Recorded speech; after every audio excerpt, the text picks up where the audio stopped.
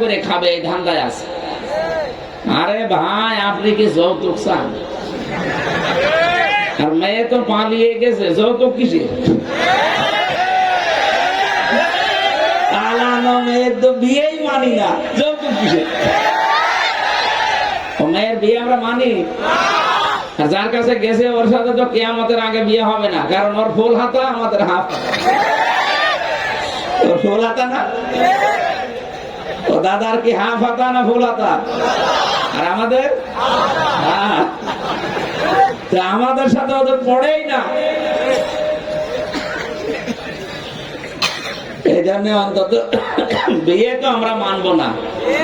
এই বয়সে দাদা যদি এখন হাফ হাতা হয় তাহলে মানতে রাজি আছে। আর দাদার যে অবস্থা, ও খুঁজেই পাবেন না হাফ হাতা হবে কি দিয়ে।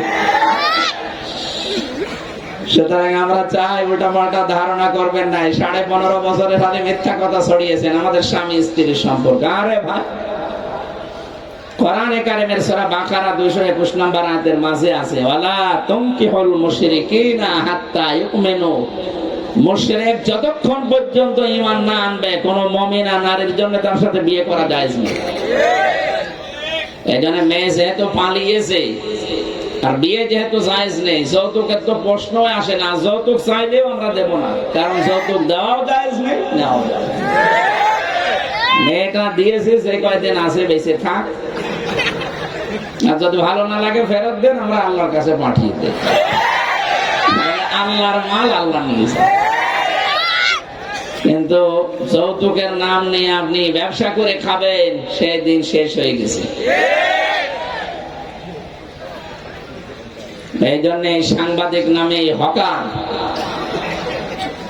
এই ময়ূর রঞ্জন, এই শয়তানের একটা কথা বিশ্বাস করবেন না। ওদের যা ভয় আমি তো জানি, আমি ভারতের বহু প্রদেশ ঘুরেছি, ওদের সবচাইতে বেশি ভয় মরণে।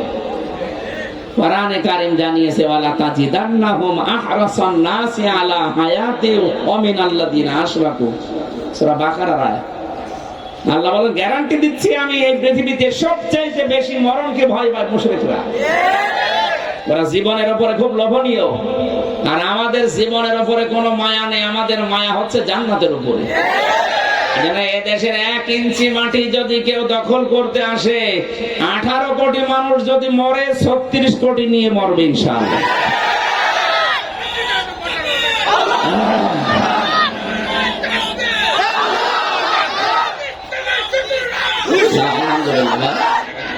কথা শুনতে হবে আমার ভাইরা। যে কথাটা বোঝানোর জন্য পর্যন্ত এসেছিলাম, বিশ্বনবী মুহাম্মদুর রাসূলুল্লাহ সাল্লাল্লাহু আলাইহি ওয়াসাল্লাম যখন নিজের দেশ পর্যন্ত ছেড়ে চলে যান, তিনি পর্যন্ত আফসোস করেছিলেন, হে কাবা, তোমার নিষ্ঠুর সন্তানরা আমারে থাকতে দিল না। বড় আশা ছিল তোমার খেদমত করব। এটা মানুষের একটা মানবীয় গুণ, দেশের প্রতি মহাব্বত। এই কথা বলেন না কেন? কিন্তু আমরা স্বস্তিতে নেই আর শান্তিতে নেই, শুধু মাত্র এই উল্টা পাল্টা এই প্রতিবেশীর কারণে। আল্লাহ আমাদের দেশটা দিয়েছে, কিন্তু এমন এক প্রতিবেশী পাশে, যদি এখানে কোনো ব্যারিকেড পড়ে যেত তো ভালো হতো। কারণ ওদের সাথে একটা দেশেরও প্রতিবেশী দেশের মিল নেই। ভারতের সাথে পাকিস্তানের মিল নেই, চীনের মিল নেই, নেপালের মিল নেই, আফগানিস্তানে একটা বর্ডার আছে চিকন, ওইটার সাথে মিল নেই, ভুটানের মিল নেই, মায়ানমারের মিল নেই। এতগুলো দেশ যদি ভারত ছাড়া চলতে পারে, আমাদের দেশও চলতে পারবে। ওরা বলে চিকিৎসা দেব না, ভিসা বন্ধ করে দিয়েছে। আরে বেটা,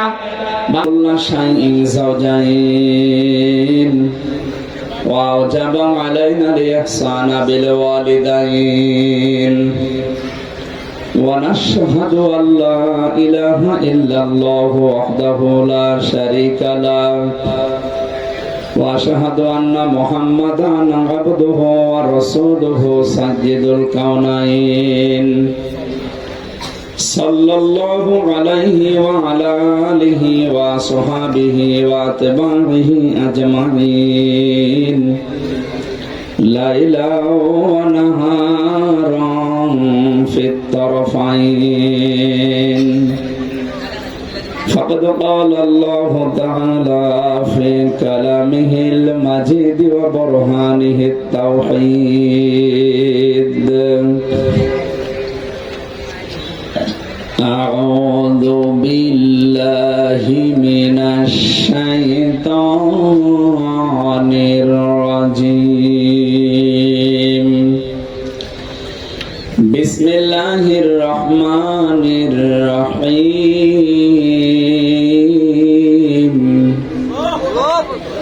إن الأبرار لفي نعيم على الأرائك ينظرون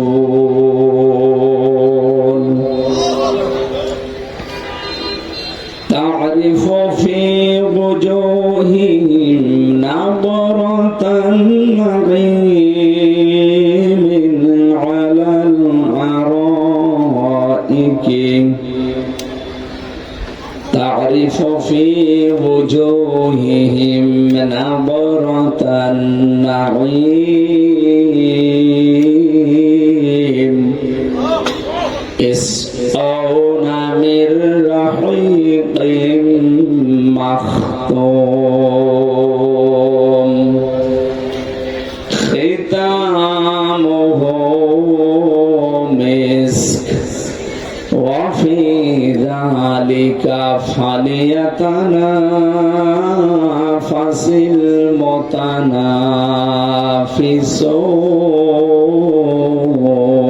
المتنافسون صدقت يا ربنا اللهم صل على سيدنا مولانا محمد রিভাব দেন।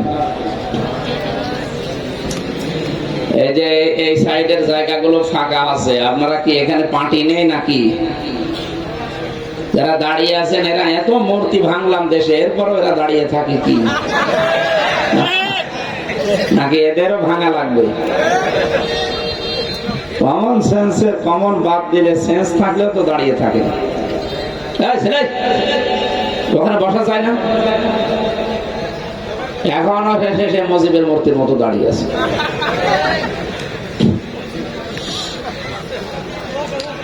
আলহামদুলিল্লাহ, বাংলাদেশের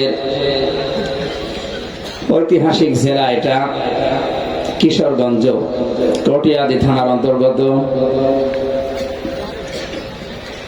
দচিহাটা রেল স্টেশন সংলগ্ন খেলার মাঠ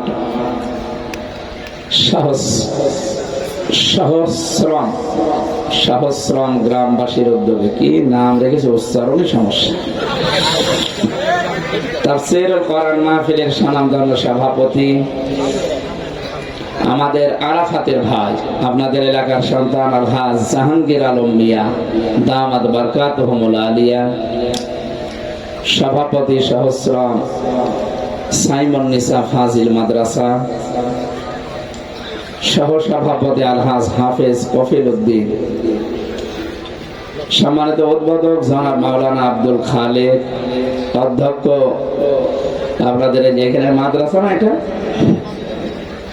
এই মাদ্রাসার সম্মানিত প্রিন্সিপাল, আলোচনা করলেন মাওলানা হোসেন মাহফুজ চুয়াডাঙ্গা, অন্যান্য ওলামায়ে কেরাম, মঞ্চে বসা সম্মানিত ব্যক্তিবর্গ, সামনে বসা মুসলমান ভাইরা, পর্দার আড়ালের সম্মানিত মা এবং বোনেরা, প্রাণ প্রিয় কিশোরগঞ্জবাসী, আল্লাহকে ধন্যবাদ জানাচ্ছি।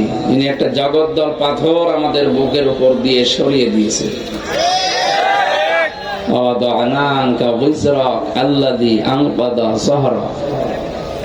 আল্লাহ পাক বলেন, হে নবী, আপনার পিঠকে বাঁকা করে রেখেছিল একটা পাথর, একটা বোঝা। আমি আল্লাহকে ওই পাথর, ওই বোঝা আপনার পিঠ থেকে নামিয়ে দেইনি, নামিয়ে তো দিয়েছি।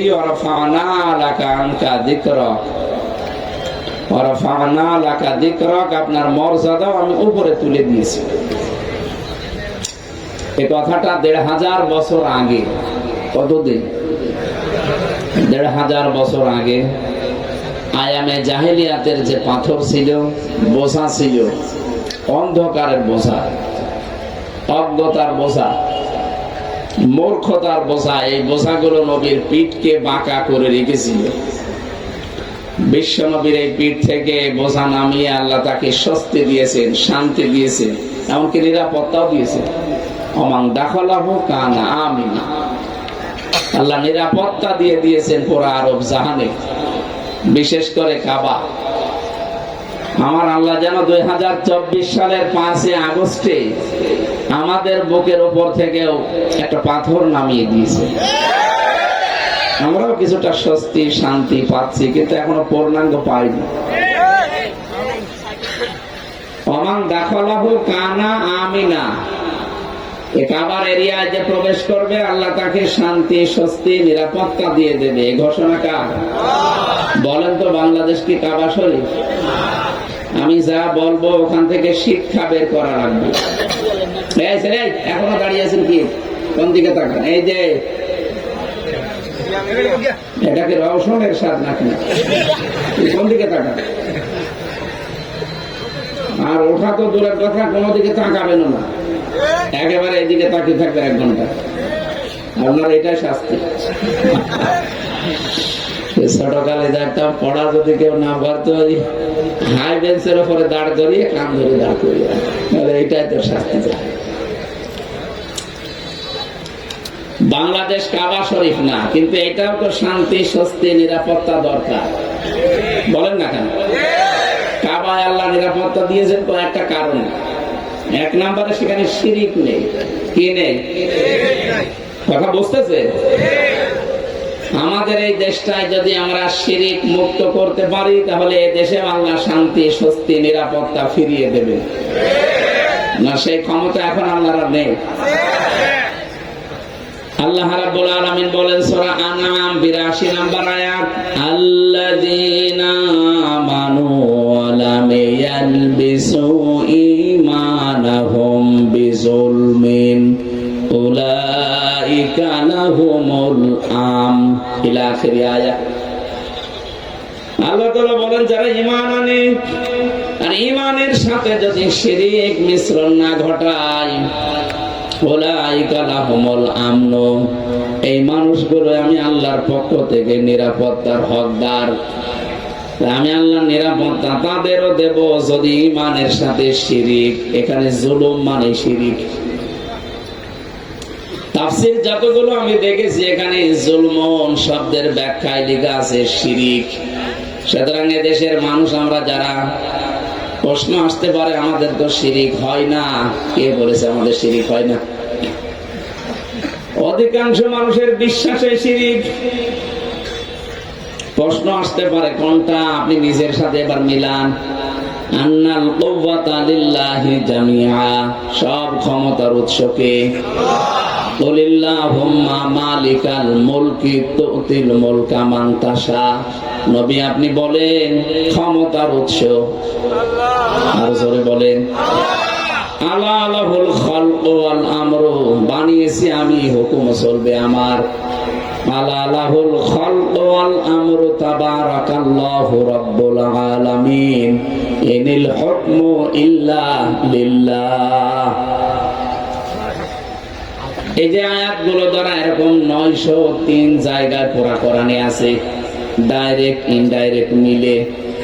এতগুলো আয়াতে আল্লাহ যেটা জানাতে চাই, কিশোরগঞ্জবাসী বিবেক যদি থাকে আপনি মেনে নেবেন। আল্লাহ সবগুলো বক্তব্য সামারাইজ করলে এটাই পাওয়া যায়, ক্ষমতার উৎস আমি আল্লাহ। কে? বলেন বলেন। অথচ এই বিশ্বাসটা মানুষ অনেকেই হারিয়ে ফেলেছে। তারা এখনো পর্যন্ত এই বিশ্বাসে আছে যে ক্ষমতার উৎস জনগণ। এটা বাংলাদেশে আছে কিনা বলেন? এখানেও যদি জরিপ চালান, 100 জনের হয়তো 30 জন পাওয়া যাবে যারা 100% বিশ্বাস করে ক্ষমতায় আল্লাহ দিতে পারে। কিন্তু 100 জনের 70 জন এখনো বলবে না ক্ষমতার উৎস জনগণ। মুখে যদি নাও বলে, ওর ভেতরে ওই বিশ্বাসী আছে। কথা বললেন না? এইটাই আবার মুশরিক হয় কি করে? শিরিক হচ্ছে। হ্যাঁ হয়। আপনি কি মনে করেন আমি আসমান জমিন আল্লাহ বানিয়েছে, চন্দ্র সূর্য আল্লাহ বানিয়েছে বললে আপনার ভেতরে ঈমান আছে? এই কথা তো আবু জেহেল বলতো। বড় কোরআন শরীফের ভেতরে আপনি যত জায়গায় আয়াতটা পাবেন, ওয়ালা ইন সাআলতাহুম মান খালাকাস সামাওয়াতি ওয়াল আরদা ওয়া সাখারাশ শামসা ওয়াল কমারা লা ইয়াকুলুন্নাল্লাহ। হে নবী, আবু জেহেলকে যদি জিজ্ঞাসা করেন এই আসমান জমিন চাঁদ সূরজ কে বানিয়েছে, ও গ্যারান্টি দিয়ে বলবে আল্লাহ বানিয়েছে। শুধু আমাদের মতো নরমালে বলবে না আল্লাহ তুমি, না, লা ইয়াকুলুন্নাল্লাহ লামে তাকিদ নুনে সাকিলা, এটা গ্যারান্টি দিয়ে বলবে আল্লাহ বানিয়েছে।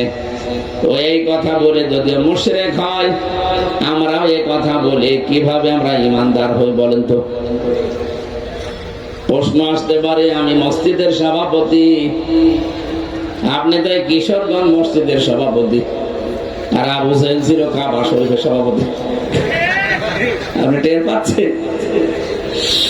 আপনার এই কিশোরগঞ্জের পটিয়াদি কয়জন চিনবে বাংলাদেশে এই গছিয়াটা?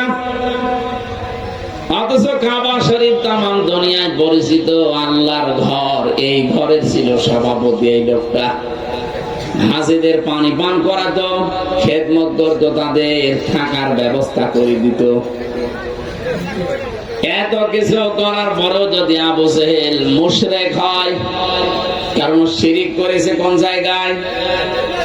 আল্লাহ একজন আছে বিশ্বাস করতো, কিন্তু আল্লাহর আইন যে মানতে হবে ব্যক্তি পরিবার সমাজ রাষ্ট্রে, এইটাও মানতো না। কারণ জানতো যে এইটা মানতে গেলে আমার যে উল্টা পাল্টা কাজ, এটা বন্ধ হয়ে যাবে। ১৫০০ বছর পরেও যারা দায়িত্বে আমরা দেখলাম, এরা আল্লাহ একজন আছে, হজ করে আসে কাবা শরীফে গিয়ে, কিন্তু যখন দেখে ব্যক্তি পরিবার সমাজ রাষ্ট্র আল্লাহর আইন মানতে, ওইটা মানতে গেলে তো ৩৬,০০০ কোটি মারিং কাটিং হয় না, ওটা মানতে গেলে হবে। আল্লাহর বিধান যদি সত্যি মানত, ৩৬,০০০ কোটি না, ৩৬ পয়সা এদিক ওদিক করতো না। এই জন্য এই দেশটা যদি সত্যি স্বস্তি শান্তি নিরাপত্তা দিতে চান, শিরিক মুক্ত দেশ গঠন করা লাগবে। আজ একটা স্বস্তির অভাব আমাদের, কারণ প্রতিবেশী যা পেয়েছি এটা হারামি। এত হারামি প্রতিবেশী পৃথিবীর কোন দেশের পাশে আসে আমার মনে হয় না।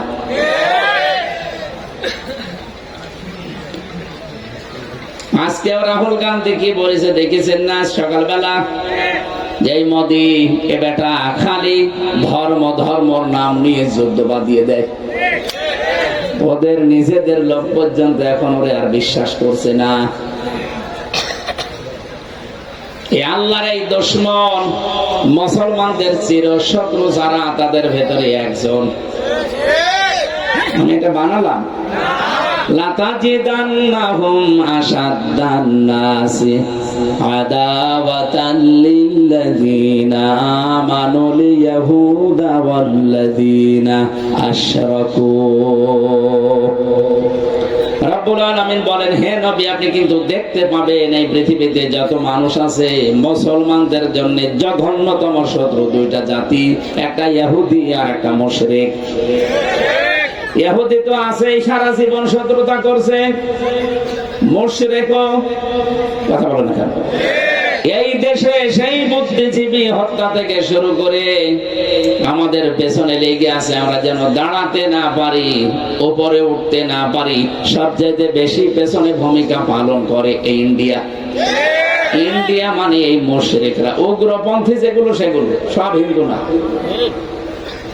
প্রশ্ন আসতে পারে ইসকন না, ইসকন শুধু হিন্দু সংগঠন না, এর প্রতিষ্ঠাতা যে এই যে স্বামী প্রভুপাদ, আমার সবসময় পেয়ে বেড়ায়, কি নাম নিয়ে দেখো তো, স্বামী প্রভুপাদ, এর প্রতিষ্ঠাতা এই লোকটা হচ্ছে জাতিতে ইহুদি, লেখাপড়া করেছে খ্রিস্টান চার্চে, আর কাজ করেছে উগ্র হিন্দু, বিশেষ করে গরিব যারা, এই নিম্নবিত্ত হিন্দু যারা, তাদেরকে টাকা পয়সা দিয়ে একটা আলাদা উগ্র সংগঠন বানিয়েছে, নাম তার ইসকন।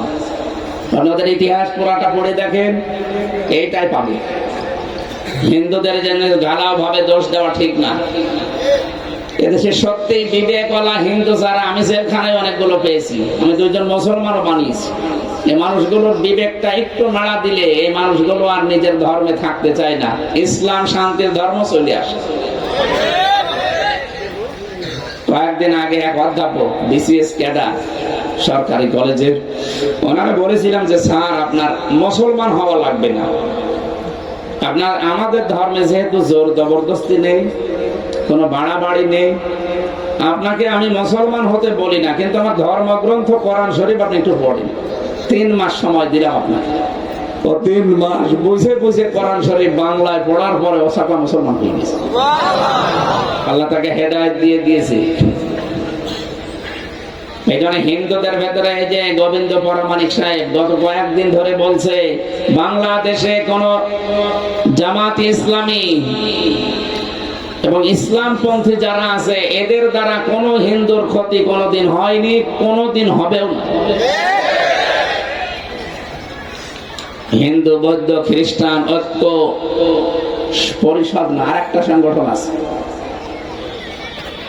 ঐক্য কি যেন আরেকটা সংগঠন আছে হিন্দুদের, এই রঞ্জন কুমার সরকার, এই লোকটাও কয়েকদিন ধরে আজ ভিডিও পাঠাচ্ছে। বাংলাদেশে জামাত ইসলামী এবং ইসলামপন্থী বিশেষ করে কয়েক দলের নাম সে নিয়েছে, হেফাজত ইসলাম এবং আলেম ওলামা যারা, এদের কাছে এই দেশে কোনোদিন কোন হিন্দু নির্যাতনের শিকার হয়নি। যা হয়েছে এই 15.5 বছর যারা ছিল ওদের কারণে। উনি টাকা পয়সা খাওয়িয়ে কি করবেন ওরা সব এখন বলে দিচ্ছে, কারণ আগস্টের 5 তারিখের পর থেকে এই মানুষগুলোর এতদিন পর্যন্ত এই মিথ্যা ধোয়া তুলে যাদেরকে কোণঠাসা করে রেখেছিলেন তারাই মন্দির পাহারা দিয়েছে, তারাই হিন্দুদের বাড়ি ঘর পাহারা দিয়েছে। এক কথা বলে না কেন? এই জন্য উগ্র কিছু আছে, এদের কারণে ভারতেরও বদনাম হয়ে যাচ্ছে। এরা যে দুর্বিসন্ধি আরম্ভ করেছে এদের কারণে আমরা শান্তি স্বস্তি হারিয়ে ফেলছি।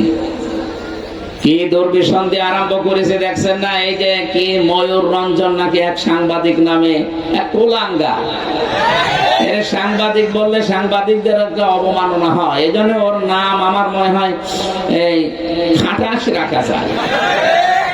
এই খাটাস ওটা এটা বলতেছে আজকাল একদিন অবশ্যই বাংলাদেশ থাকবে না, বাংলাদেশ থাকবে না, মাত্র 30 সেকেন্ডে আমরা দখল করে নেব। আর আমরা তো আঙ্গুল চুষতেছি।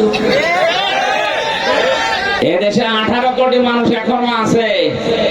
এদেশের ফেনী থেকে চট্টগ্রাম দিয়ে আজ 4-5টা জেলা ওরা নিয়ে ওরা ব্যবসা করে খাবে, এই ধান্দায় আছে। আরে ভাই আপনি কি যৌতুক চান? আর মেয়ে তো পালিয়ে গেছে, যৌতুক কিসে? মেয়ের তো বিয়েই মানি না, যৌতুক কিসে? মেয়ের বিয়ে আমরা মানি, যার কাছে গেছে ওর সাথে তো কিয়ামতের আগে বিয়ে হবে না, কারণ ওর ফুল হাতা আমাদের হাফ হাতা। ওর ফুল হাতা না, ও দাদার কি হাফ হাতা না ফুল হাতা? আর আমাদের আমাদের সাথে ওদের পড়েই না। এই জন্য অন্তত বিয়ে তো আমরা মানবো না। এই বয়সে দাদা যদি এখন হাফাতা হয় তাহলে মানতে রাজি আছে। আর দাদার যে অবস্থা ও খুঁজেই পাবেন না হাফাতা হবে কি দিয়ে। সুতরাং আমরা চাই উল্টা পাল্টা ধারণা করবেন না। 15.5 বছরের সাথে মিথ্যা কথা ছড়িয়েছেন আমাদের স্বামী স্ত্রীর সম্পর্ক। আরে ভাই কোরআনে কারিমের সূরা বাকারা 221 নম্বর আয়াতের মাঝে আছে ওয়ালা তুনকিহুল মুশরিকিনা হাত্তা ইউমিনু, মুশরিক যতক্ষণ পর্যন্ত ঈমান না আনবে কোন মুমিনা নারীর জন্য তার সাথে বিয়ে করা জায়েজ নেই। এজন্য মেয়ে যেহেতু পালিয়েছে আর বিয়ে যেহেতু জায়েজ নেই, যৌতুকের তো প্রশ্নই আসে না। যৌতুক চাইলেও আমরা দেব না, কারণ যৌতুক দেওয়াও জায়েজ নেই, নেওয়াও জায়েজ নেই। মেয়েটা দিয়েছে যে কয়দিন আছে বেঁচে থাক, আর যদি ভালো না লাগে ফেরত দেন, আমরা আল্লাহর কাছে পাঠিয়ে দেই। আল্লাহর মাল আল্লাহ নিয়েছে। কিন্তু যৌতুকের নাম নিয়ে আপনি ব্যবসা করে খাবেন, সেই দিন শেষ হয়ে গেছে। এই জন্য সাংবাদিক নামে হকার, এই ময়ূর রঞ্জন, এই শয়তানের একটা কথাও বিশ্বাস করবেন না। ওদের যা ভয় আমি তো জানি, আমি ভারতের বহু প্রদেশ ঘুরেছি। ওদের সবচাইতে বেশি ভয় মরণে। কোরআনে কারীম জানিয়েছে, ওয়ালা তাজিদান্নাহুম আহরাসান নাসি আলা হায়াতি ওয়া মিনাল্লাযিনা আশরাকু। সূরা বাকারার আয়াত। আল্লাহ বলেন, গ্যারান্টি দিচ্ছি আমি, এই পৃথিবীতে সবচাইতে বেশি মরণকে ভয় পায় মুশরিকরা। ওরা জীবনের উপরে খুব লোভনীয়, আর আমাদের জীবনের উপরে কোনো মায়া নেই। আমাদের মায়া হচ্ছে জান্নাতের উপরে। এ দেশের 1 ইঞ্চি মাটি যদি কেউ দখল করতে আসে, 18 কোটি মানুষ যদি মরে, 36 কোটি নিয়ে মরবে ইনশাআল্লাহ।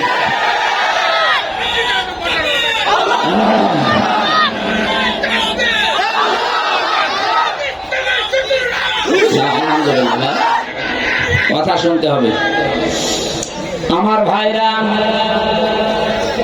যে কথাটা বোঝানোর জন্য পর্যন্ত এসেছিলাম, বিশ্বনবী মুহাম্মদুর রাসূলুল্লাহ সাল্লাল্লাহু আলাইহি ওয়াসাল্লাম যখন নিজের দেশ পর্যন্ত ছেড়ে চলে যান, তিনি পর্যন্ত আফসোস করেছিলেন, হে কাবা, তোমার নিষ্ঠুর সন্তানরা আমারে থাকতে দিল না। বড় আশা ছিল তোমার খেদমত করব।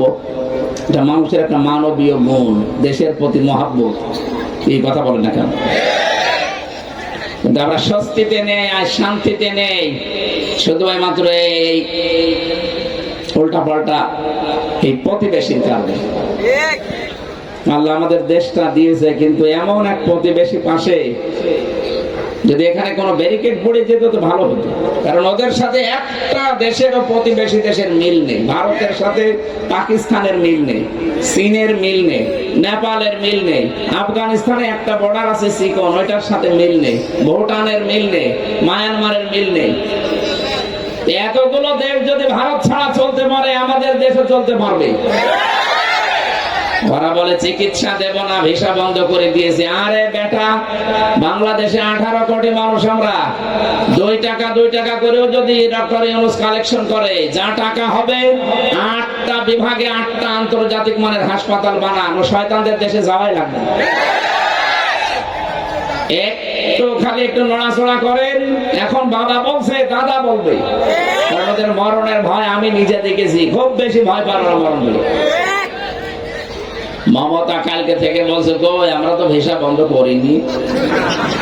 খেলা টের পেয়েছে, ওদের অর্থনৈতিক ধস নামা আরম্ভ হয়ে গেছে। বাংলাদেশের বহু টাকা ওখানে গিয়ে ওদের দেশের মানুষ খেতে পারে। এদেশে আন্তর্জাতিক মানের হাসপাতাল গুলো তৈরি করে দেন। 27টা দেশের ভিসা আগে ভারতে হয়তো, ডক্টর ইউনূস কায়দা করে সব নিয়ে চলে এসেছেন বাংলাদেশে। ঠান্ডা মাথার লোক তো এমনি চেঁচামেচি করে না, কিন্তু যখন একটা কথা বলে ওদের আগুন ধরে যায়। শুধু বলেছিল 7 সিস্টার, আগুন ধরে গেছে। এই জন্যই তো শয়তানরা এত লাফালাফি করছে। কিচ্ছু হবে না, সব শুকনা পাতার মতো উড়ে যাবে ইনশাআল্লাহ। আমরা আমাদের দেশটাকে শুধু শিরিক মুক্ত যদি করতে পারি, শান্তি দেবে, স্বস্তি দেবে, নিরাপত্তা দেবে কে? উলাইকা লাহুমুল আমন। আল্লাহ মনে হচ্ছে এই হাত দিয়ে দেখাচ্ছে, উলাইকা, এই মানুষগুলো, লাহুমুল আমন, এরা নিরাপত্তার হকদার। সুতরাং এই যারা যেহেতু কাবা শরীফ না, কাবার মতো নিরাপদ যদি আমরা থাকতে চাই শান্তি স্বস্তি নিয়ে, তাহলে এই দেশটাকে শিরিক মুক্ত গড়ে তোলা লাগবে। বাংলাদেশের জালেমরা এই কয়েক বছরে যা ক্ষতি করেছে, তার চাইতে বেশি ক্ষতি করেছে শিরিকের কারণে এই তাহিরি ভাইরা। পুলিশ আজকে ধরেছে, আমার মনে হয় পিটিয়ে ওরে লম্বা করা দরকার। এই সমস্ত উল্টা পাল্টা নাম নিয়েছে সুন্নি। কিসের সুন্নি? ওদের নাম দেওয়া দরকার বেদাতি। আহলে বেদাত ওদের নাম, আহলে সুন্নাত দিলে এই নামের মানে অমর্যাদা হবে। আহলে সুন্নাত তো আমরা, যারা সুন্নাত নবীর সুন্নাত মনে করে 3 বছর জেল খেটে আসলাম। এক কথা বলছেন না? আর জেলের নাম শুনে শুধু পুলিশ দেখে বলে পালিয়ে গেছে। পরে আজকে ধরেছে 6টা পুলিশ আহত। এবার টের পাবে, ঘুঘু ধান প্রতিদিন খেয়ে যাও, এবার মামা টের পাবা। কারণ এই পুলিশ আর সেই 24 সালের 5 আগস্টের আগের পুলিশ নেই। এক কথা বলেন না কেন? এদেশে জালেমদের দ্বারা 53.5 বছরে জানা ক্ষতি হয়েছে। এই বেদাতপন্থী সুন্নি নাম নেওয়া, মাঝ ভান্ডারি নাম নেওয়া, এই শিরিক যারা করে এদের দ্বারা আরো বেশি ক্ষতি হয়েছে। মানুষ মনে করে এও তো আলেম। কিসের আলেম? শয়তানও অত খারাপ না, শয়তানও অত নিচে নামে না। ওদের চরিত্র বলতে কিচ্ছু নেই। এক একজনের 8টা 10টা 15 20টা করে বউ। কার বউ কার কাছে থাকে আল্লাহ জানে, আর ওরা জানে, কেউ জানে না। মাঝে মাঝে ভিডিও ফাঁস হয়, দেখেন না, কথা বলছে না কেন? আমি বলছি নিজের চরিত্র বলতে কিছু নেই। কুকুরও তো অত বউ নিয়ে ঘরে না। হ্যাঁ, কুকুরের তো লিমিট করে আসতে 4টা, আর ও 15 20টা। কি চরিত্র বলেন তো? আর এই নামটা কিভাবে কলঙ্কিত করেছে। বাংলাদেশের সুন্নত মনে করে যারা জীবন চালায় তাদেরকে সুন্নতের আহলে সুন্নত বলা যায়। ওরা কোন সুন্নত আছে ভেতরে? খালি আলগা মহব্বত দেখিয়ে কিন্তু খাওয়ার ধান্দা। মিলাদ শরীফ চালু করে, নওরোজ শরীফ, খসরত শরীফ, গোসল শরীফ। এখন আমার মনে হয় ওরে একেবারে জায়গা মতো কিছু দেওয়া দরকার। শয়তান যেন সামনে আর শয়তানি না করে। ইসলামের নাম নিয়ে মানুষকে ধোঁকা দিয়ে বোকা বানিয়ে নিজেও জাহান্নামে যাচ্ছে, আরো মানুষগুলোকে নিয়ে যাচ্ছে। আমি এটা কেন বললাম? কারণ পৃথিবীতে 3টা অপরাধ যারা করবে তাদের শাস্তি আল্লাহ নিজে বলেন আমি ডবল শাস্তি দেব। তার ভেতরে 1 নম্বরে এইটা, ও যেটা করে।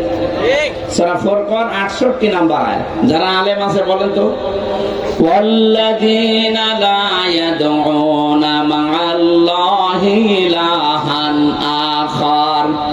আল্লাহ পাক বলেন আমি আল্লাহর সাথে অন্য কাউকে তোমরা ডাকবা না। অথচ কিছুক্ষণ আল্লাহর জিকির করার পরে দেখবেন শালি বাবা, কেল্লা বাবা, ফতে বাবা। আল্লাহ বলেন লা ইয়াদউনা মা'আল্লাহ, আল্লাহর সাথে অন্য কাউকে ডাকবা না।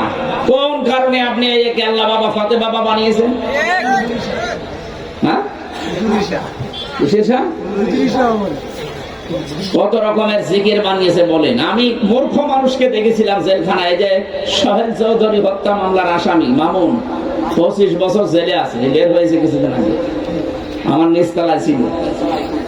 রাত 2টার সময় 3টার সময় আমরা উঠি তাহাজ্জুদের নামাজে দাঁড়াতে, আর ও উঠে দেখি ইয়া রাসূলুল্লাহ, ইয়া রাসূলুল্লাহ। কি গো, এত জোরে জোরে আওয়াজ হয়। 25 বছর একাধারে আছে তো, কাজকর্ম তো নেই, শরীর হয়ে গেছে একেবারে সেরকম, খালি তেল উঠে ওইরকম একেবারে শরীর কাঁপিয়ে ইয়া রাসূলুল্লাহ, ইয়া রাসূলুল্লাহ। একদিন আমি আর মাওলানা মামুনুল হক 2 জন ওরে ডাক দিলাম, বললাম ভাই কি জিকির করে? বলছে রাসূলের ইশকে। হয়তো ওরে কেউ ভুল ভাল শিখিয়েছে। না, এই নামে কোনো জিকির নেই। আপনি যদি জিকির করতে চান তাহলে জিকির করবেন আল্লাহর নামে, কেন রাসূলুল্লাহর নামে কোনো জিকির নেই। রাসূলের নামে দরুদ আছে। কথা বলেন না কেন? এটা ফাজিল মাদ্রাসা, যেহেতু অবশ্যই এখানে আলেম আছে। রাসূলুল্লাহর নামে কোনো জিকির আছে? নেই। জিকির হবে কার নামে? আর জিকির কোন সিস্টেমে করবেন সেটাও আল্লাহ জানিয়েছে, কারণ এটা একটা ইবাদত। এটা কি? কয়দিন বলার পরে উনি বলছে কি নামে জিকির? আল্লাহর নাম আছে 99টা। ওয়ালিল্লাহিল আসমাউল হুসনা ফাদউহু বিহা। আল্লাহর নাম আছে কতগুলো? 5000। তার মানে 99টা আমরা জানি সচরাচর। ওই যে কায়দা পাওয়া যায়, আপনি নিয়ে আসেন, ওই মক্তব আছে ওখান থেকে নিয়ে আসেন। পেছনে 99টা নাম আছে, মুখস্থ করেন, ওইটা পড়েন আপনি। পর দেখলাম আস্তে আস্তে পরিবর্তন হয়ে গেছে।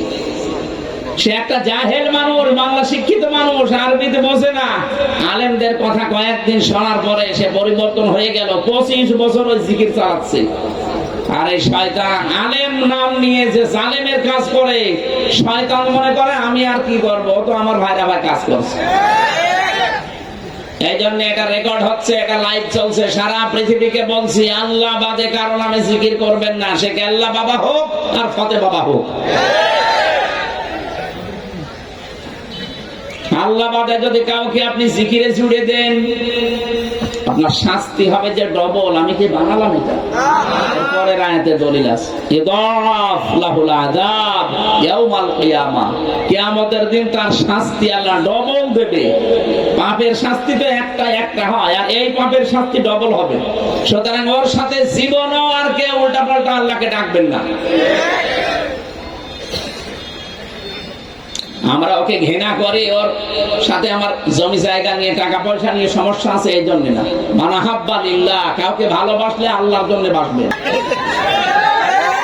আরে ভাই আমি নিজে দেখেছি এই জন্য নাম ধরলাম।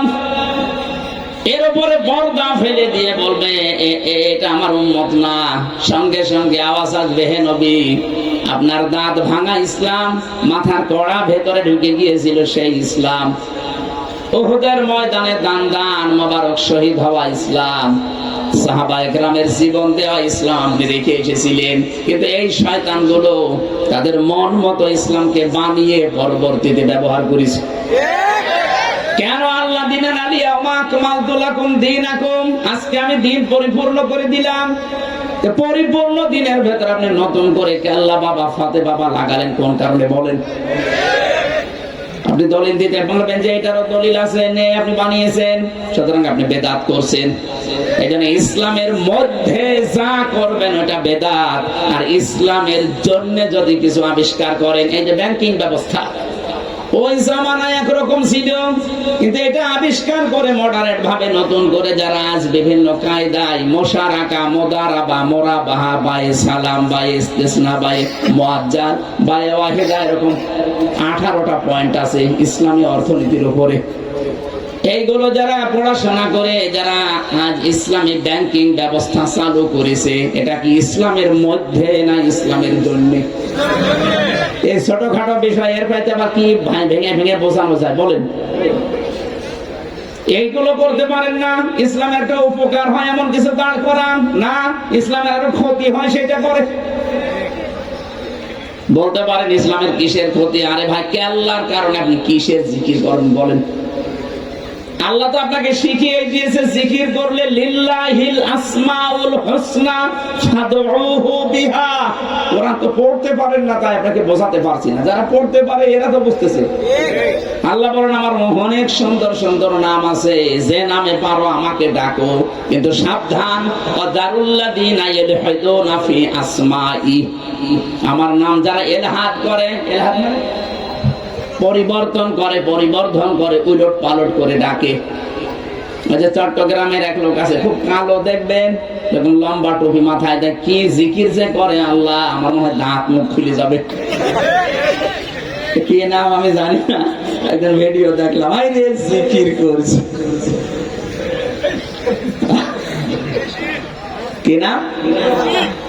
রেজবি। কি রেজবি আমি জানি না। ওর মনে হয় যদি আজরাইলও আসে, চেহারা দেখলে আজরাইলও ভয় পাবে। কি জিকির!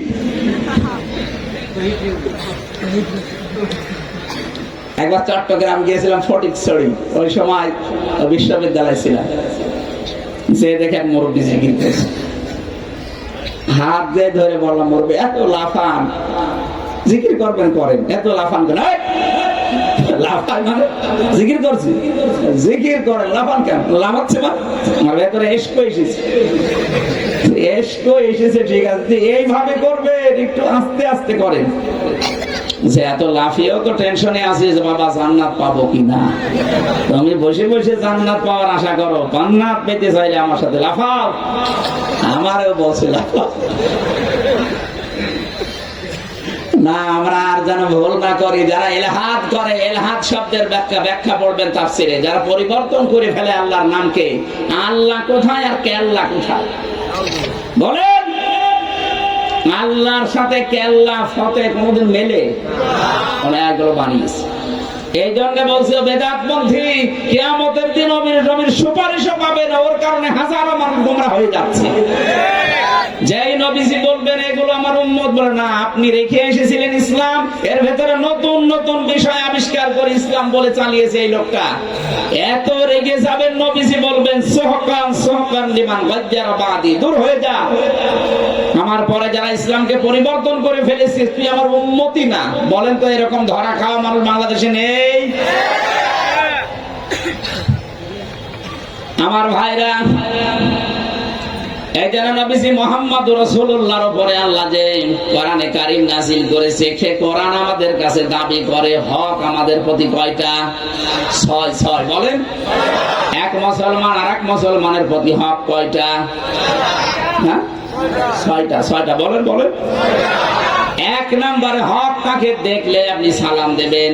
আমি এই পয়েন্টটা এই জন্য বললাম। এখন বলতে পারেন যে ওনারা মুসলমানই না, কারণ বেদাত করলে সালাম দেওয়া জায়েজ নেই।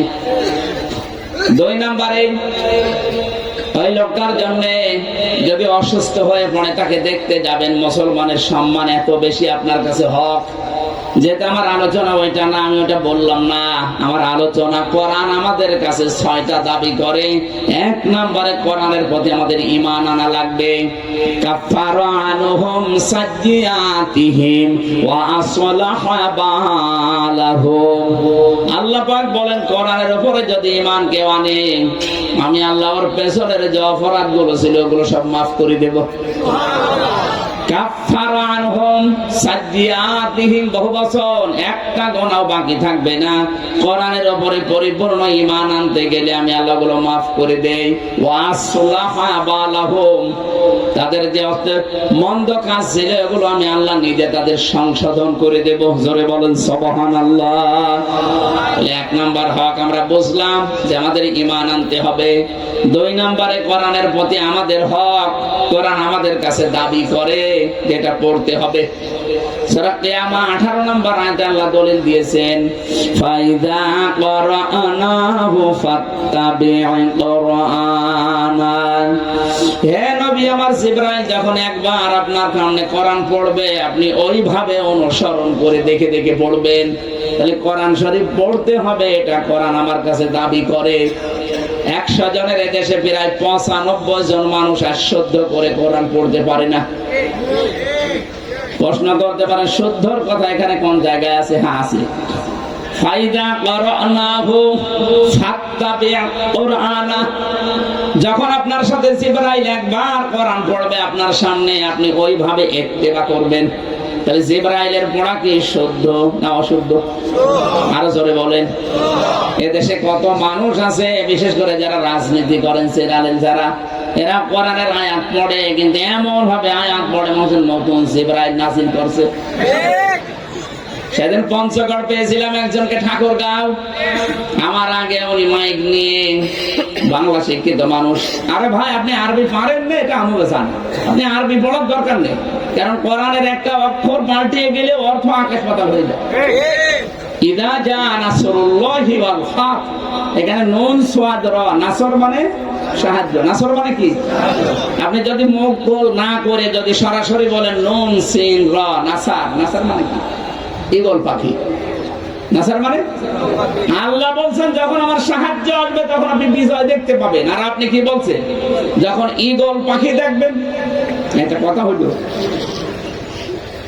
উনি ওই দিন আয়াত পড়ছেন, কুলিল্লাহুম্মা মালিকাল মুলকি তুতিল মুলকা মান তাশা। এই শব্দটা কোরআনে আল্লাহ দিয়েছেন। এখন যদি কেউ তাশার জায়গায় তিশা পড়ে, এটা নায়িকা তিশা, আমার মনে হয় ওর সাথে ওর কোনো মিল আছে। ওই মাইক হাতে নিয়ে বলছে কলিল্লাহ কলিল্লাহ কলিল্লাহ হুম্মা মালিকাল মুলকি মান তিশা। তিশা মানে আমি ওনারে সংশোধন করলাম যে ভাই তিশা কোনে পারা, তিশার স্বামী এখন উপদেষ্টা, আর আপনি তারা ধরে টানতেছেন। আপনি তিশা না বলে যেভাবে শুদ্ধ আছে ওইভাবে পড়তে পারলে পড়েন, না আপনার আরবি বলার দরকার নেই।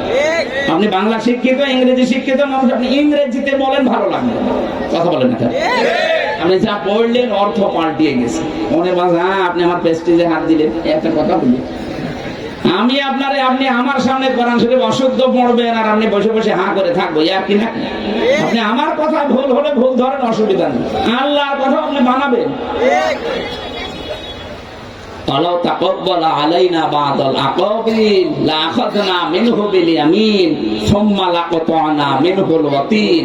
হে নবী আমার, কোরআনে যদি আপনি নিজের কোন কথা বানিয়ে চালিয়ে দেন যে এটা আল্লাহ বলেছে, আমি আপনার কণ্ঠনালী কিন্তু কেটে ফেলে দেব, ডান হাত চেপে ধরে কণ্ঠনালী কেটে ফেলে দেব। কত বড় কথা জানিয়েছে কোরআনের ব্যাপারে, নবীকে পর্যন্ত আল্লাহ ছাড়তেন না। আর আপনি আন্দাজে বানিয়ে পড়বেন, আপনি বসে থাকবো, জীবনও না। আমার ভাইরা, এজন্য শুদ্ধ করে পড়ার চেষ্টা চালাতে হবে। মাদ্রাসা যেহেতু ফাজিল মাদ্রাসা, অবশ্যই কারি শিক্ষক আছে না? শুদ্ধ করে কোরআন শিখতে হবে। এখানে দরকার রাতের বেলা আপনারা চালু করেন একটা আলাদা কোর্স। আপনার টাকা পয়সা কি করবেন? আপনি টাকা যদি কোরআনের শিক্ষায়, কোরআনের প্রচারে, কোরআনের কায়েমে ব্যয় না হয়, কি করবেন টাকা নিয়ে? আপনি নিয়ে যেতে পারবেন টাকাগুলো? কি হচ্ছে দেখেন না দরবেশের? কথা বলেন না কেন? কি হয়েছে দরবেশের? এখন তো আমার মতো মাটিতে থাকা লাগে। মাটিতে এখন ফাঁসির কন্ডেম সেলের ভেতরে আমি জানি 4 নম্বরে আছে, আর 4 নম্বরে প্রত্যেকটাই ফাঁসির কন্ডেম সেলের মতো ঘর। কি হলো আপনার টাকা? কোরআন প্রচারে যদি কাজে না লাগে, কি হবে আপনার সাহেব পাড়া, কি হবে আপনার বেগম পাড়া দিয়ে বলেন? জীবন পরিবর্তনের জন্য বেশি লাগে না, একটা কথায় আপনার মন ঘুরে যেতে পারে। আর যারা হারামি খারাপি করে, উল্টা পাল্টা করে নিজের জীবনকে সাজিয়েছেন, অর্থ সম্পদ কামাই করছে। সেদিন এক মাওলানা বলছিল তার গ্রাম সম্পর্কে এক মামা, এই মামা সারা জীবন কাজকর্ম করে নাই, প্রায় 2 বছর বিয়ের পরে খালি জুয়া খেলে। জুয়া খেলা বোঝেন না? এই টাস খেলা এগুলো খেলে বেড়ায়। হঠাৎ করে দেখছি কাঁধে পানি নিয়ে খেতে পানি দিচ্ছে। কাছে যে জিজ্ঞাসা করছে, মামা সত্যি করে বলেন তো কি হয়েছে আপনার? আপনাকে তো আমি কোনোদিন এই বয়স পর্যন্ত কোনো কাজ করতে দেখি না, আপনি শুধু ভব ঘুরে ঘুরে বেড়ান। আরে বিয়ে হয়েছে 2 বছর, আপনি এরপরও কোনো কাজে হাত দেননি, খালি জুয়া খেলে বেড়ান। কি হয়েছে সত্যি করে বলেন? বলছে, মামা তুমি কেন বাইরে বলবা না? তোমাকে আমি বলছি বিয়ে করার 2 বছর পর্যন্ত আমি কোনো কাজ করি নাই। হঠাৎ আমি বাজারে যাবো, আমার পকেটে একটা টাকাও নেই।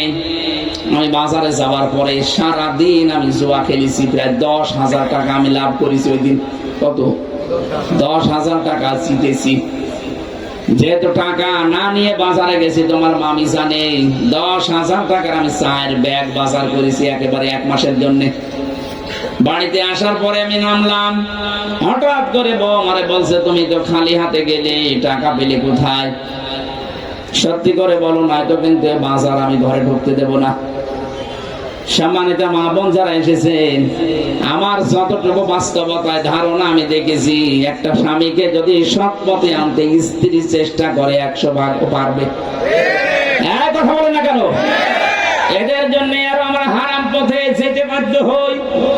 সবাই না, 100 জনের প্রায় 98টা বোর কারণে। এইটাও তো একজনের বউ। দেখেন তো সে কি বলছে, তুমি যদি এই হারাম জিনিস আমার ঘরে ঢোকাতে চাও, দরকারে আমার বাদ দেওয়া লাগবে, তাও এই খাবার আমি রান্না করে তোমারে দেব না। 2 নম্বরেও বলছে, না আজকে থেকে মেনে নাও, আমি আগামী থেকে আর খারাপ হারামি পথে আমি আর যাব না, আমি কর্ম করে খাবো। বউ বলছে, না এই হারাম জিনিস আজকে যদি আমি রান্না করি, এটা খেয়ে যদি তৃপ্তি সহকারে খাবার খাই, এরপরে যদি আমাদের মেলামেশা হয়, এর কারণে যদি আল্লাহ কোনো সন্তান দেয়, তাহলে পেট থেকে এই সন্তানটা হারামখোর হয়ে বের হবে।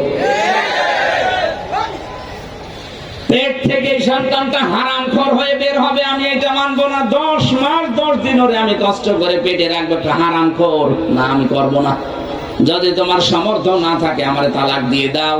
আমি সত্যি বলছি, তোমার সন্তান হারাম সন্তান আমি পেটে বহন করব না। এরকম বউ যদি আজ ঘরে ঘরে থাকতো, এ দরবেশ তৈরি হতো না। বউগুলো আরো উদ্বুদ্ধ করে যে প্রতি বছরে বছরে আমারে 5 ভরি স্বর্ণ দেওয়া লাগবে। এমন বউ আছে, স্বামীর ইনকাম প্রতি মাসে 30,000, ওর বিউটি পার্লারের সাজতেই লাগে 30,000। এটা তো গ্রাম অঞ্চল তো টের পাচ্ছেন না, শহর হলে টের পাচ্ছেন। নবীজি বলেছেন, ওইটা উত্তম স্ত্রী, যে স্ত্রী তার স্বামীর জায়েজ ইনকামের উপরে নিজের চাহিদাকে সীমিত করে রাখে। এরকম বউ আছে কার কার? হাত তোলেন তো। 2 হাত তুলেছেন, 2 বউ আপনার? একটা। কি বললাম বুঝেছেন? আপনার ইনকামের উপরে যতটুকু জায়েজ ভাবে উপায় করেন, ওই জায়েজ ইনকামের উপরে আপনার স্ত্রী তার চাহিদাকে কন্ট্রোল করে রাখে।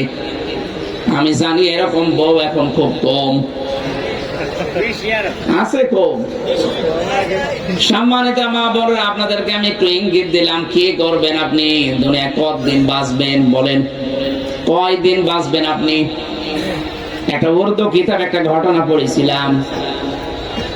এক বন্ধু আর এক বন্ধুকে ডাক দিয়ে বলছে, আমি আজ 20 বছর বিয়ে করেছি, কিন্তু কোনোদিন আমার স্ত্রীর সাথে আমার ঠোকামুখি হয়নি, কোনোদিন কথা কাটাকাটিও হয়নি। স্ত্রীর ডাক দিয়ে বলে, তাই তো।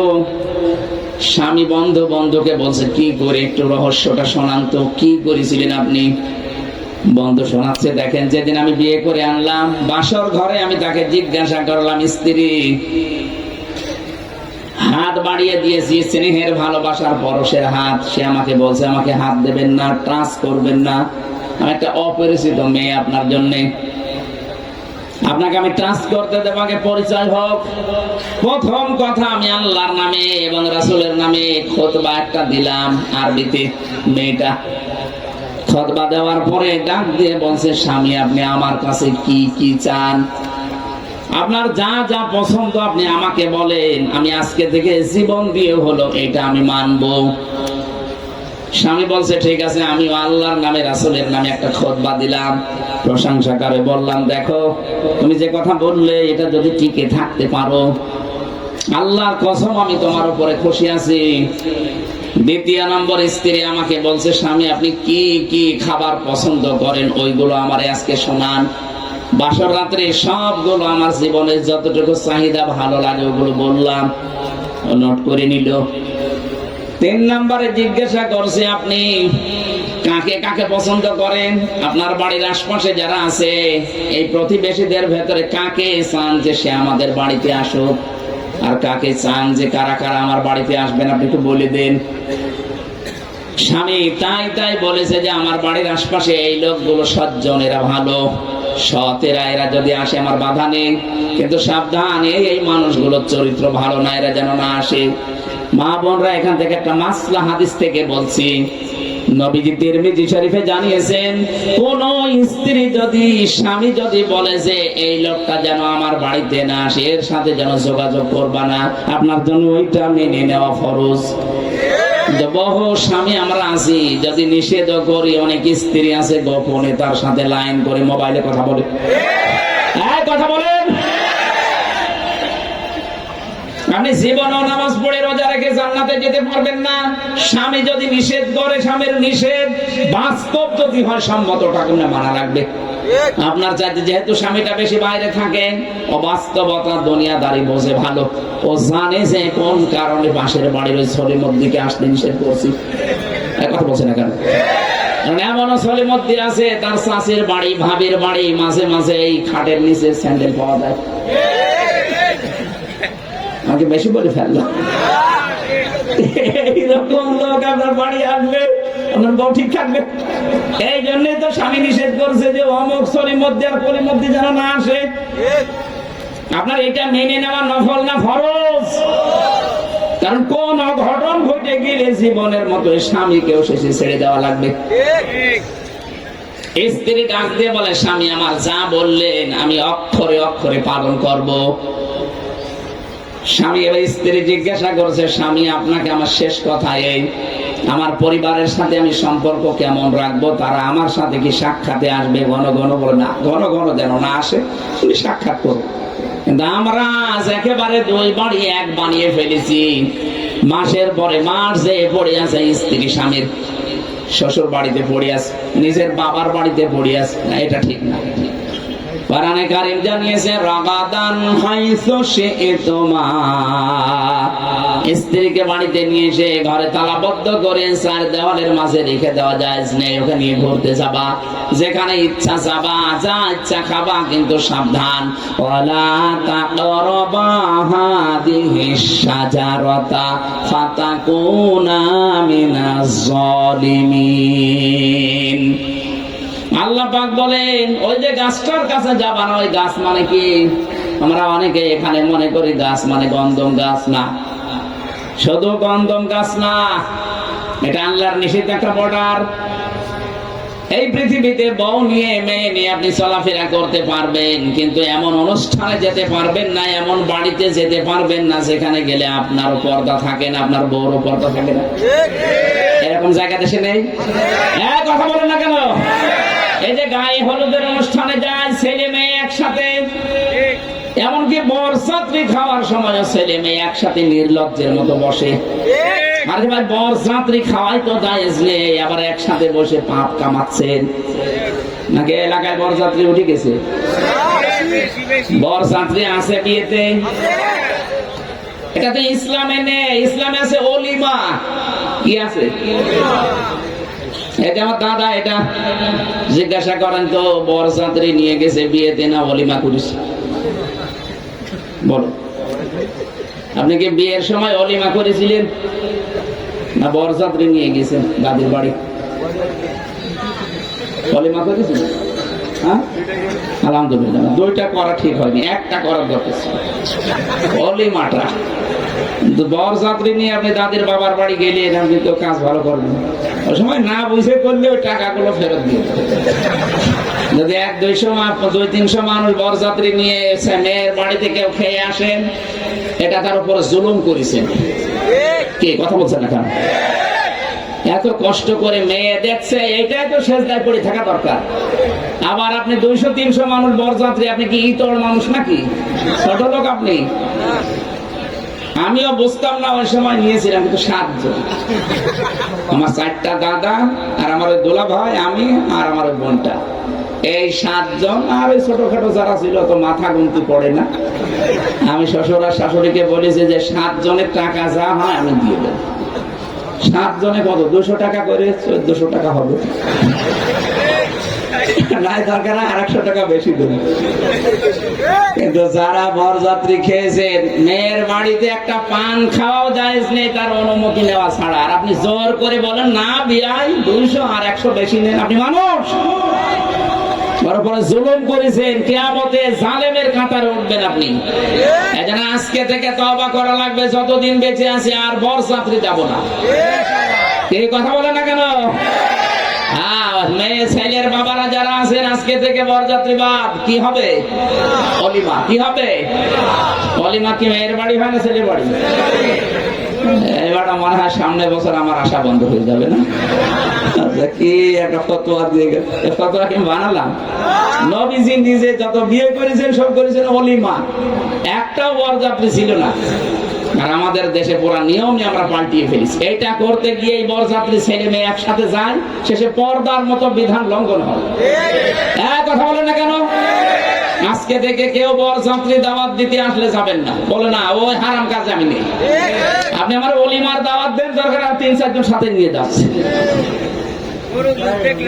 না না, গায়ে হলুদ হিন্দুদের, এটাও বাদ দেওয়া লাগবে। হিন্দুদের কালচার যারা গ্রহণ করেছেন, কিয়ামতের দিন ওই হিন্দুর সাথে আপনি উঠবেন। সুতরাং গায়ে হলুদের যে অনুষ্ঠান, এটা আজকে থেকে বাদ। কিসের গায়ে হলুদ?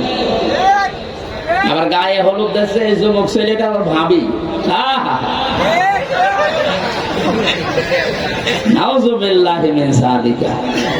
আমার বিয়েতে আমি জানতাম না যে আজকে আমার বিয়ে, কারণ আমার দাদা ওই বিশ্ববিদ্যালয়ে থাকাকালীন দাদা দেখেছিল। দাদা দেখার পরে এসে বলছে, গোপনে গোপনে সব ওদিকে খবর নিয়ে বিয়ের দিন তারিখ ঠিক করে, আমার ওদিন বিশ্ববিদ্যালয়ে পরীক্ষা চলছে, পরীক্ষা শেষ করে আসলাম। আমার বলছে চল তোর বিয়ে। চল তোর বিয়ে মানে কোথায়? কি বলছে? আছে সব, এই নিয়ে যে গলায় পরিয়ে দিই। যাওয়ার সময় তার বেশি লোক আমি যেতে পারিনি, হয়তো দাদা 4টা আর ওই বললাম 2, মাথা গোনা 7 জন, বাকি ওই ছোটখাটো আমি ধরি না।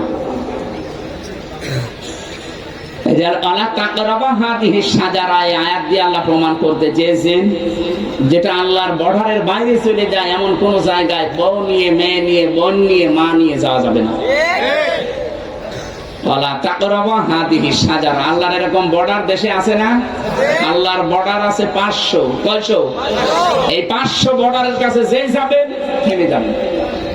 যদি যান বর্ডার ক্রস করে, ফাতাকুনা মিনাজ জালিমিন, আল্লাহ বলেন 2 জনেই জালেম হয়ে যাবে। বলেন নাউযুবিল্লাহ। আল্লাহ তুমি আমাদেরকে হেফাজত করো, বলেন আমিন। কিশোরগঞ্জবাসী একটু ভালো করে মিলাবেন কোরআনের এই আয়াতটা। কোরআনে কারীম আমাদেরকে শুদ্ধ করে পড়ার জন্য আল্লাহ আদেশ দিয়েছিলেন। 100 জনের 95 জনের জরিপ আমি জানি। কোরআন রিসার্চ ফাউন্ডেশনে একটা জরিপ আছে, এই জরিপ অনুযায়ী বলছি 100 জনের 95 জন আবার শুদ্ধ করে পড়তে পারি না। এটা একটা আফসোস। 3 নাম্বার, এটা পড়লেই হবে না, এটা বুঝতে হবে। আল্লাহ পাক বলেন আফালা ইয়াতাদাব্বারুনাল কুরআনা আম আলা কুলুবিন আকফালুহা। এটা সূরা মুহাম্মদের 47 নাম্বার আয়াতে আছে। সূরা নিসার 82 নাম্বার আয়াতে এটা আছে, 2 জায়গায় পাবেন। 3 নম্বরে এটা শুনতে হবে যেটা আমরা শুনছি, কিন্তু শোনার সময় শর্ত 2টা।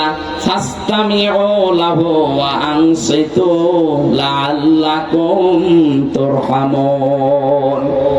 যে 1 নম্বরে আল্লাহ সামিয়া না দিয়ে ফাসতামিউ দিয়েছেন ভাবে ইফতিআল। ভাবে ইফতিআল থেকে এসেছে শব্দটা। শুধু সামিয়া মানে শোনা না, এই ভাবই পরিবর্তন হয়ে গেছে। বাংলা অর্থ দাঁড়াবে শুধু শুনলে হবে না, মনোযোগ দিয়ে শোনা লাগবে। মনোযোগ আছে আপনাদের? 2 নম্বরে বাংশিত চোখ থাকা লাগবে। 4 নম্বর, এটা পড়তে হবে, শুনতে হবে, বুঝতে হবে, এটা আবার মানতে হবে। এর দলিল আছে সূরা বাকারার 38 নম্বর আয়াতে। 6 নম্বরে মানলেই হবে না, বাস্তব জীবনে বাস্তবায়ন করা লাগবে। এটা আছে সূরা মায়েদার 60 নম্বর আয়াতে। এই 6টা হক কোরআন আমাদের কাছে দাবি করে। আমরা দেখেন তো কয়টা আদায় করতে পারছি। আল্লাহ যেন জীবনে পুরাটা আদায় করার তৌফিক দেন, বলেন আমিন। আমার আজকের আলোচনার বিষয় আমি সাজিয়েছিলাম প্রতিযোগিতা। আজ পৃথিবীর সবাই প্রতিযোগী, কেউ দুনিয়ার লাইনে, কেউ আখিরাতের লাইনে। আল্লাহ পাক বলেন ফাল লিমিসলি হাযা ফালিয়ামালিল আমিলুন। সূরা সাফফাতের 61 নম্বর আয়াতে আল্লাহ জানিয়েছেন প্রতিটি সাধকের উচিত সে যেন সাধনা করে। কোন কাজ? ওয়াফি যালিকা ফালিয়াতানাফাসিল মুতানাফিসুন। প্রত্যেকটি মানুষের যারা প্রতিযোগী, আমরা দুনিয়া সবাই কিন্তু কম বেশি প্রতিযোগী। প্রতিযোগী যারা, প্রতিটি মানুষের উচিত সে যেন প্রতিযোগিতা করে আল্লাহর ওই বাগান, ওই জান্নাত পাওয়ার জন্য। কিশোরগঞ্জবাসী আমরাও প্রতিযোগিতা আরম্ভ করেছি। কেউ 2 তলা করলে আমি 4 তলা করব। কেউ 2 বিঘা জমি কিনেছে, আমি 5 বিঘা কিনবো। এই কথা বলেন না কেন? আল্লাহ পাক বলেন প্রতিযোগিতা তোমরা করতে পারো, আমি যে বাগান বানিয়েছি ওই বাগানটা পাওয়ার জন্য প্রতিযোগিতা করো। অমিজাজুহু মিন তাসনিমিন আইনাই ইয়াশরাবু বিহাল মুকাররাবুন। বলেন আল্লাহু আকবার। একটু বসেন বসেন বসেন, গুরুত্বপূর্ণ কিছু তথ্য এখানে আছে। আল্লাহ বলেন এমন ভাবে মেজারমেন্ট করব আমি তোমাদেরকে জান্নাতের ভেতরে প্রতিযোগিতা করে যদি যেতে পারো। প্রত্যেকটা প্রতিযোগীর উচিত সে যেন প্রতিযোগিতা করে ওই জায়গায় যায়। ওখানে আমি তাসনিম তোমাদেরকে খাওয়াবো, এটা আলাদা জান্নাতের একটা খাবার। এমন ভাবে তাসনিম আমি বানিয়েছি এই পানি জাতীয় খাবারটা। পৃথিবীর একটা উদাহরণ আপনারা দিলে বুঝবেন। এই পৃথিবীতে সবচাইতে দামি ব্র্যান্ডের পানির নাম হচ্ছে অ্যাকোয়াডি ক্রিস্টোলা। এই যে ভারতের কি আদানি আছেন একজন, মুকেশ আম্বানি, ওর স্ত্রী নীতা আম্বানি এই পানিটা খায়। 750 গ্রাম একটা বোতলের দাম বাংলাদেশের টাকায় 51 লক্ষ টাকা দাম। এক বোতল পানিতেও 750 গ্রাম, 1 লিটারও না। এতটুকু পানির বোতলের দাম 51 লাখ বাংলাদেশের টাকায়। যদি 1 লিটার কিনতে যান ওর ভেতরে 5 গ্রাম স্বর্ণের ছাই মিশানো আছে, যা শরীরের জন্য, চামড়ার জন্য খুব উপকারী। এজন্য মহিলাটা দেখবেন পেপারে আসে, ও দেখতে যুবতীর মতো কিন্তু বয়স 60-এর উপরে। বলেন তো, এক বোতল পানি যদি 51 লাখ হয়, একটা মেয়ে লোকের কমপক্ষে 24 ঘন্টার ভেতরে 7-8 বোতল পানি তো লাগার কথা। আমি হিসাব করে দেখলাম প্রায় 3.5 কোটি 4 কোটি টাকার শুধু পানি লাগে। তারপর সে হিসাব করছে। আল্লাহ বলেন, জান্নাতের ভেতরে প্রতিযোগিতা করে যদি যেতে পারো, তোমাকে আমি পানি খাওয়াবই তাসলিম, এটা হিসাব ছাড়া। এই দুনিয়ার এই অ্যাকোয়াটিক ক্রিস্টালের মতো পানি না, এর চাইতে 1000 গুণে দামি। কথা বলে ঠিক কিনা? এটা আমি পান করাবো তাদের যারা আমার নিকটবর্তী বান্দা। এখন নিকটবর্তী হওয়ার জন্য আমাদের কি করা লাগবে? সূরা মুতাফফিফিন থেকে আমরা তেলাওয়াত করেছি। রব্বুল আলামিন বলেন, ইন্নাল আবরারা লাফি নাঈম আলাল আরাইকি ইয়ানজুরুন। অবশ্যই যারা আবরার, আবরার মানে নেককার, বিরুন শব্দ মানে নেকি, আর আবরার বহু বচন, যারা নেককার বান্দা বান্দি, এই মানুষগুলো থাকবে কিয়ামতের নিয়ামতের ভেতরে। এই মানুষগুলো নিয়ামতের ভেতরে মানে জান্নাতে যাওয়ার আগে যে ময়দান কায়েম হবে, হাসরের বটে সবাই থাকবে বিপদে, নিজের চিন্তায়। আর এই মানুষগুলো যারা আবরার, যারা নেককার মানুষ, এদেরকে আমি আরশের ছায়ায় বসাবো। এখন আমার প্রশ্ন হচ্ছে, আসল বিষয় কিন্তু এই নেক, আবরুন, বিররনের বহু বচন আবরার। ভালো করে শুনবেন, এটা যদি বুঝতে পারেন জীবন আমাদের অনেক পাল্টিয়ে যাবে। নামাজের বিধান আল্লাহ আমাদের আগে দেয়নি, এমনকি রাসূলুল্লাহকে জীবনে নামাজ আগে দেয়নি, রোজা আগে দেয়নি, হজ আগে দেয়নি। আল্লাহ রাব্বুল আলামিন নবুয়ত পাওয়ার আগেই তিনি তাকে 2টা জিনিস দিয়েছিলেন। একটা হচ্ছে সত্যবাদিতা, আর একটা হচ্ছে ন্যায় পরায়ণতা। নবুয়ত পাওয়ার আগে আমাদের নবী সত্যবাদী ছিলেন এবং ন্যায় পরায়ণ ছিলেন। কথা বলেন না কেন? এই পৃথিবীর সব কিছুর আগে এই 2টা দরকার। আজ বাংলাদেশেও এই 2টা জিনিসের অভাব ছিল, এই জন্য এই দেশটা রসাতলে চলে গেছে। দেখতে ভালো মানুষ মনে হয়েছে, কিন্তু এই লোকটার কাছে সত্য এবং ন্যায় পরায়ণতা ছিল না। এই চেয়ারের সাথে সে বিশ্বাসঘাতকতা করেছে, তার পদের সাথে বিশ্বাসঘাতকতা করেছে, ন্যায় পরায়ণ ভাবে চলতে পারেনি। হ্যাঁ, কথা বলছে না কেন? আপনার এই কিশোরগঞ্জের ছেলে ডিআইজি হারুন, ডিবি হারুন বলে, ভাতের হোটেলের মালিক।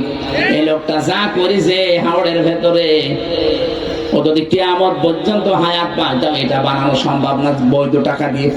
আজকে আমি পেপারে পুরাটা পড়লাম কি বানিয়েছে।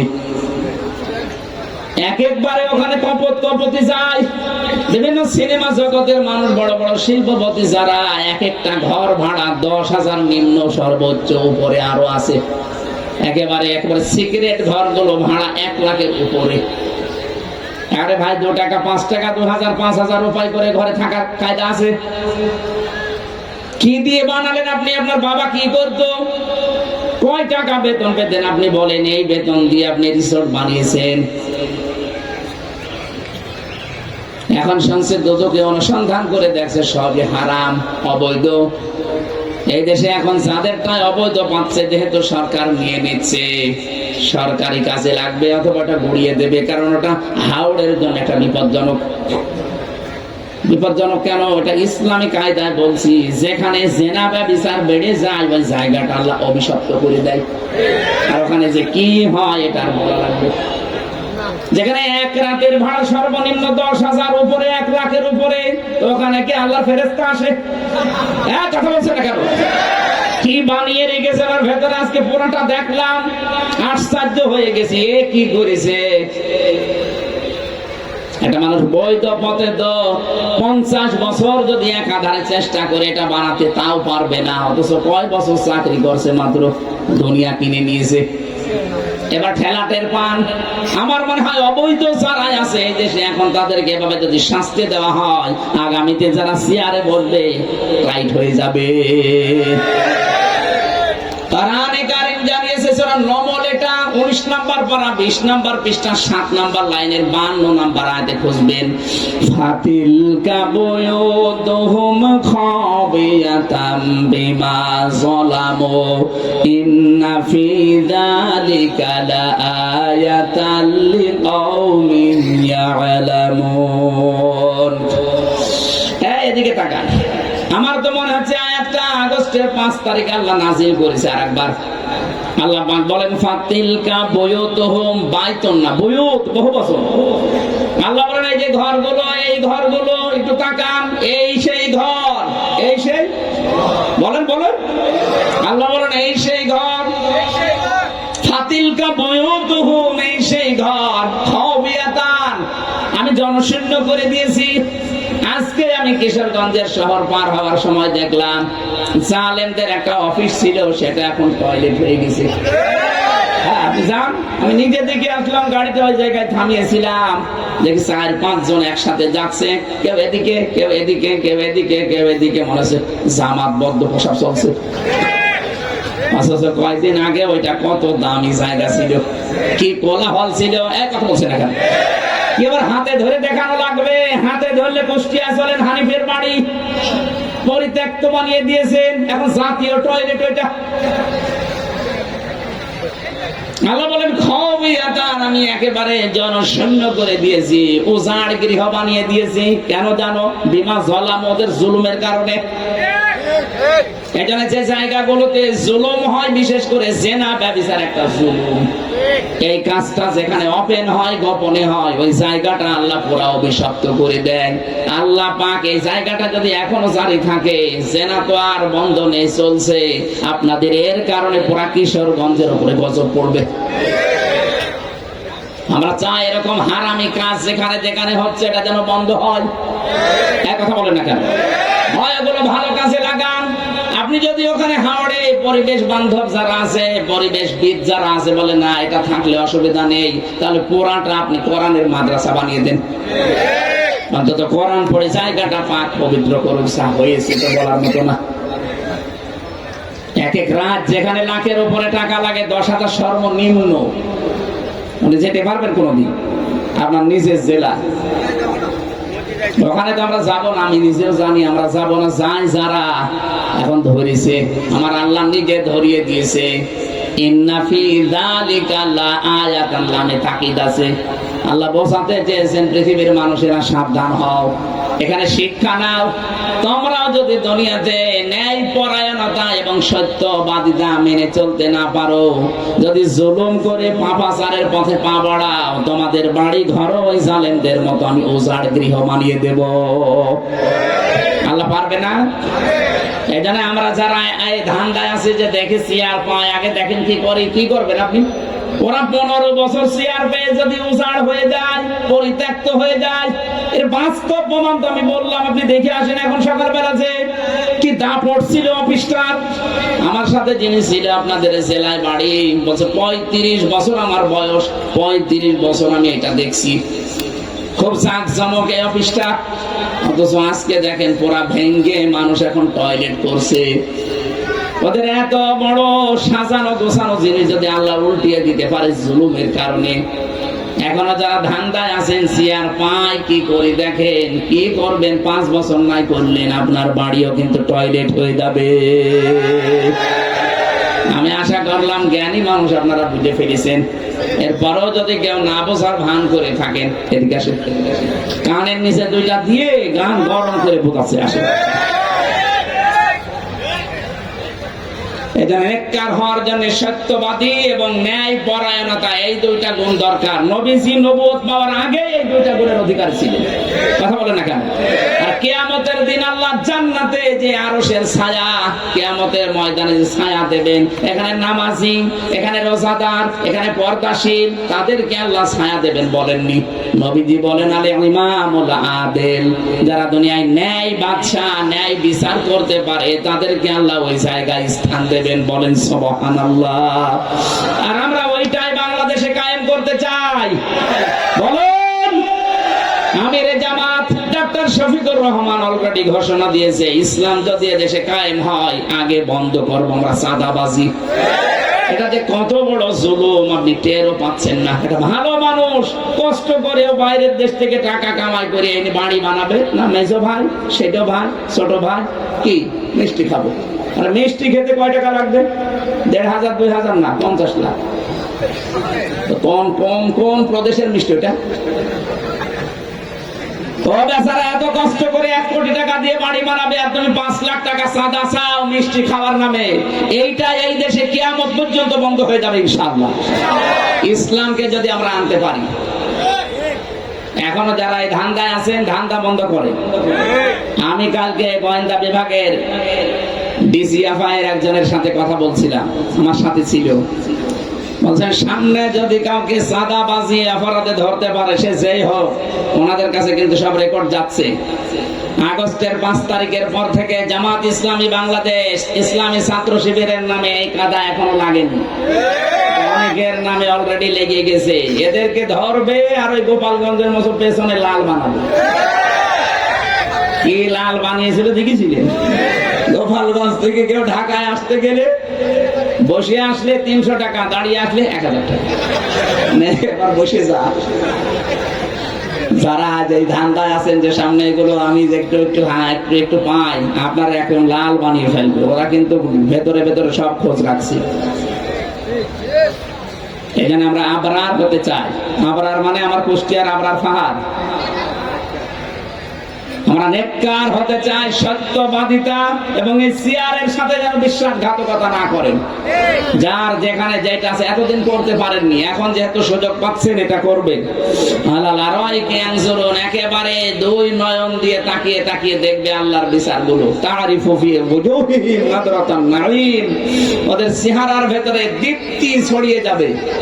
ইসকাউরামির রাহিকুল মাখদুম, এই যে এই শব্দটার ব্যাখ্যা করার জন্য আর রাহিকুল মাখদুম একটা কিতাব আছে না, আল্লামা সফিউর রহমানের লেখা, এই এখান থেকে নিয়েছি।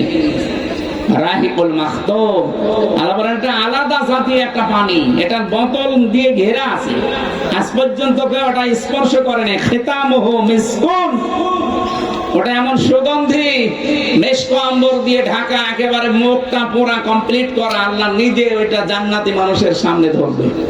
ওরকম একটা জায়গায় যেতে আমাদের মন চায় না? বলেন। এটার জন্য প্রতিযোগিতা করা লাগবে। আজকে থেকে দৌড় আরম্ভ করেন, প্রস্তুতি নেন। আমি আমার ওই বানানো জান্নাত, আল্লাহ যেটা বানিয়েছেন বাগান, ওই বাগানে যে এই খিতামুহু মিসকুন, যেটা আটকানো আছে মুখ, এই পানি খাওয়ার জন্য আজকে থেকে আমি প্রতিযোগিতা করব। আল্লাহ আমাদেরকে তৌফিক দিন, বলেন আমিন।